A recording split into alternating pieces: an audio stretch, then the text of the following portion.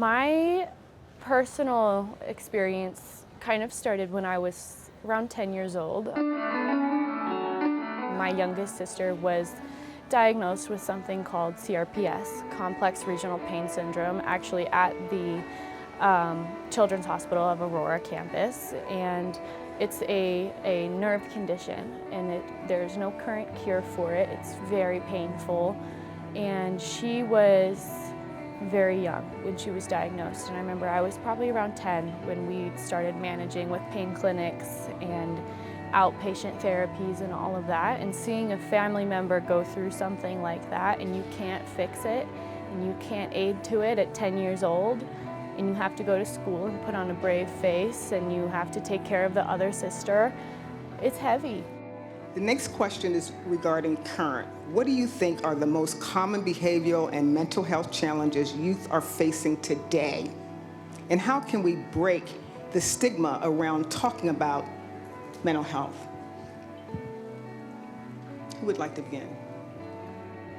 Okay, so to tackle the first part of that question, asking about some of the struggles that our youth are facing, I think similar to our online environment, the ways that our communities have adapted post-COVID, a lot of these youth are growing up heavily around the internet. They're growing up using online tools in ways that in a lot of things can help benefit their growth and mindset learning, but on the opposing side of that pendulum can also be really harmful and can create issues like loneliness and depression.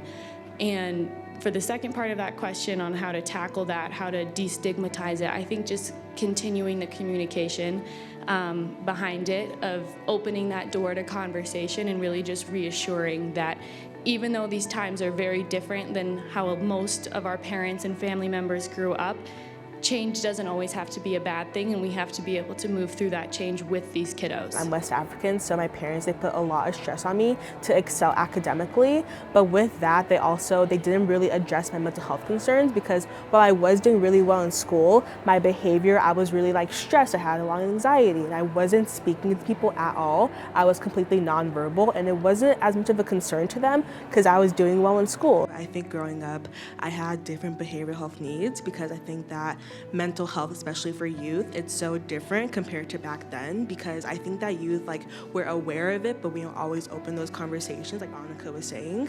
So I think that first, we really need to have more targeted behavioral health interventions, especially for youth that come from underserved identities. I think our current interventions, it's very centered around white, straight male youth, and I think we need to expand that to the BIPOC youth, the queer youth, the youth from rural identities, from rural communities, because when we do not address them, then we lack an important part of the mental health conversation. And in order to make our interventions truly effective, we have to engage everybody, especially those populations that have not traditionally been engaged in mental health interventions. Wonderful, thank you. I just think that mental health now, more than ever, is more important. That as a member of East High School, we unfortunately saw the effects of mental health with gun violence and multiple school shootings. The realization that it was almost a shell shock experience, that actually one of the kids who committed these acts of violence was in my class. I talked with him, and I just didn't realize you don't know what someone's going through at all times. And seeing that firsthand had me almost more aware and hyper aware that as I was walking around, you just see people with their heads down, quiet, not talking, and recognizing that you really do not know what someone's going through until you're able to ask and get up to know them on that deeper level. And just experiencing that and realizing that isolation some people feel has me wanting to go out and help others not feel that way. Darius, I'm going to have you kick this question off because it's regarding teens and youth. What do you wish adults understood better about youth mental health? I think something I wish more adults understood is sometimes you don't exactly have the words to describe what you're going through, but that doesn't mean your issues aren't there and underlying that. Sometimes you're often asked how you're feeling and how you're doing, and you just say good because you don't have the words to describe truly what you're going through. But being there and listening more to us youth and understanding that we are all going through something, and sometimes just get through it is not the right answer, is something I wish more adults understood. And I remember at that point I was probably 11. And I remember reaching out to my mom and I said, "Mom, I'm not okay." I'd never said that to anyone in my life. and I said, "Mom, I'm not okay." And my mom's a wonderful person. She's a great mom. And she reached out to Children's Hospital and connected me with a therapist. And since 11 years old, I've seen several talk therapists, and it has gotten me to where I am today. It's gotten me into the school that I attend. It's gotten me into the career that I want to pursue. It's saved my life, but it's also saved other people's lives because I'm still here. So it was my older sister, actually. We are super close, and she's about 7 years older than me. And I really appreciate for her because she was kind of the gap between generations for me and my parents. So she definitely filled in a lot of blurred lines. And by having that resource, I was able to involve teachers because my teachers, like, they reacted very well to my parents. So they were able to have more of a behavioral health plan for me that didn't really impact my schooling. So it was small steps at a time, but it was that continuous form of engagement that really helped. I think after seeing the events at my school, I did struggle a bit, that I felt isolated and alone. But knowing my peers and my friends and my mentors I could talk to about what I was going through and realizing I'm not alone in this life and I have support from everyone around me, and having used that to help push myself forward has definitely been something. It doesn't always pan out in that beautiful, happy ending way for a lot of people, but for me, I'm lucky to be sitting here and advocating for a lot of kids, and I'm really glad that I had the support system in my life that allowed me to now support other people through their struggles. There is so much stigma around mental health because I think that when you talk about mental health, then you're automatically crazy. You automatically have issues. I think that's probably one of the biggest issues because I think that teens, we're aware of mental health. We know that it's there, but we don't fully know how to address it, especially in a way that feels safe for us. So I think that trying to navigate that is really difficult, but I think at the front line, we need to at least open that conversation. Yes, I think there's a stigma around mental health because those who are seen getting treatment or getting help are sometimes often perceived as soft or not being able to take care of themselves, and helping break down that stigma and realizing that sometimes it's okay to not be okay, and how can you grow and learn and use your resources and community to help yourself get better, because once you're better, you're also able to then help other people like we're doing with the Youth Council on Mental Health. I don't think suicide is talked about nearly as enough as it needs to be, especially as we make that transition from high school to college. That it's a huge leap and you often feel alone. That I've seen many kids, once they're in college, take their lives actually, and that rate is alarming almost to see how many are doing that, and that bringing up the stigma signs of what to look out for is something that I think needs to be spread more throughout schools and throughout more messaging. I think a lot of it has to do with our remote world. Post-COVID, a lot of learning, a lot of development has been shifted to online, and it's become very adaptable in a lot of ways in the workforce. That's been a really good thing. It makes a lot of resources more accessible to us, and in some ways that counts for mental health resources of online accessibility for that. But in other ways, it can result in anxiety and loneliness and depression or bullying on social media.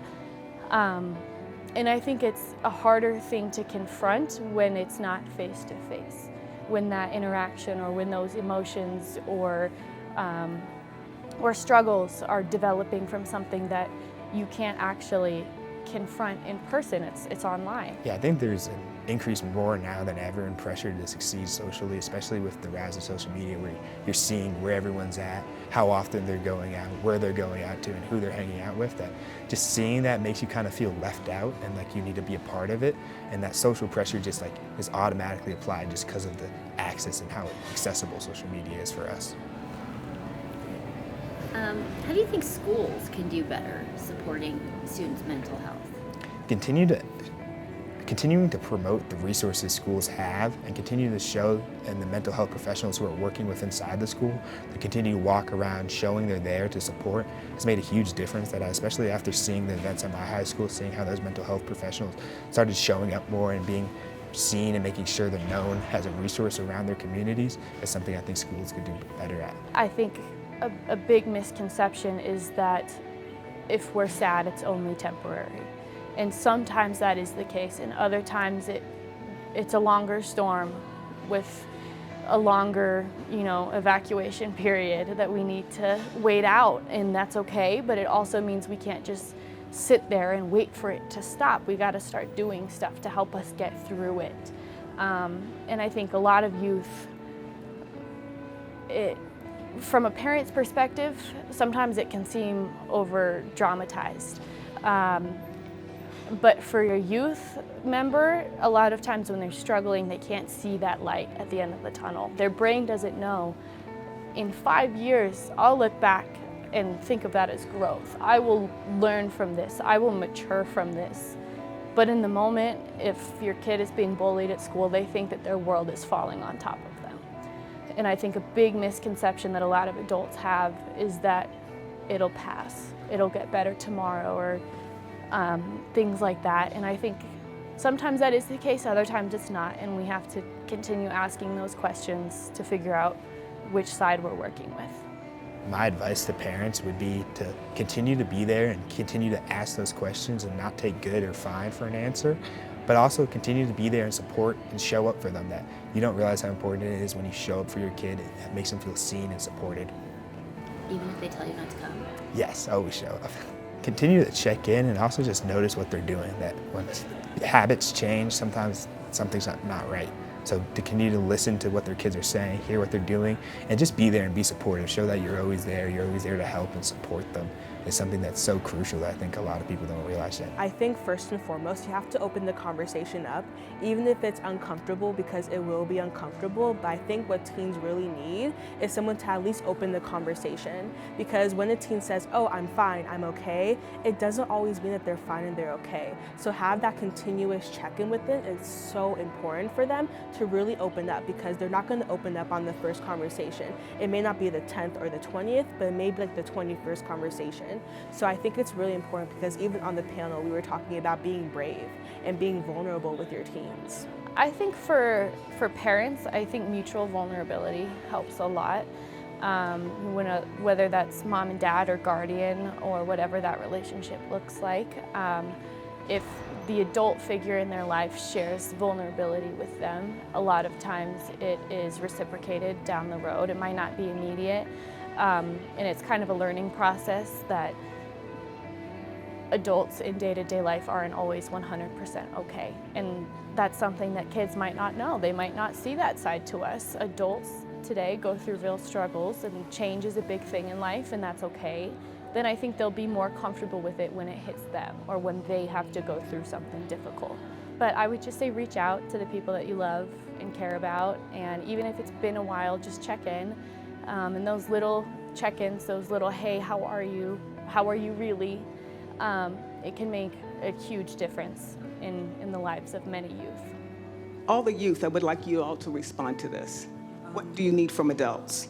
I think that one thing I wish that adults understood about mental health is that, like, mental health, it's not just like about being sad or being depressed. Like, we need to expand our understanding of it. It can also be like in feelings of like anger and lashing out. Like, I think that we need to like open our understanding of mental health, because I think that when I was growing up, I had good grades in school, so clearly I didn't have any mental health concerns, but that was not the case at all. So I think that when adults, they learn more and want to educate themselves, then they will. And I think that what youth really need is like a supportive adult that like wants to open that space for them.